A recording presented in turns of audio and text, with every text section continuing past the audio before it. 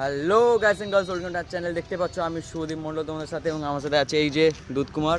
এখন যে জিনিসটা তোমাদের দেখাতে চলেছে সেটা হচ্ছে এই যে সামনে এখানে ছাদ ঢালাই হচ্ছে। এই ছাদ ঢালাইটা তোমরা দেখতে থাকো, কী করে অ্যাকচুয়ালি ছাদ ঢালাই হয় তোমরা হয়তো জানো না। তো এই ছাদ ঢালাই দেখতে এখন হচ্ছে, এবং আমরা এখন যাচ্ছি বন্ধুর সাথে, এবং ওখানে গিয়ে কথা হচ্ছে যে আমরা ওখানে কী কী করি। ততক্ষণ আমি চলে এসেছি আলাতে, এবং ওখানে দুধ কুমার আমাকে ডাকছে, কিছু একটা হয়েছে ওখানে বড় সড়ো। ও মাই গড, তোমরা সবাই দেখো গাইস, এখানে একটা মাছ খুব বাজে অবস্থায় মরেছে। যথেষ্ট বড় ছিল মাছটা, এবং আমাদের জন্য শহীদ হয়ে গেছে মাছটা। এবং এখানে আরও মাছ এরকমভাবে ঘুরপাক খাচ্ছে, তোমরা দেখতেই পাচ্ছ। তো হতে থাকে শীতকালে, আসলে এই মাছগুলোর অক্সিজেনের প্রবলেম হলে ওরা মরতে থাকে, বা হয়তো কিছুটা কামড়েছে। তো যাই হোক, তো তোমরা কারা কারা মাছ ভালোবাসো কমেন্ট বক্সে কমেন্ট করো। আর যদি মাছ খেতে চাও তাহলে চলে এসে মাছের দেশে হারোয়াতে।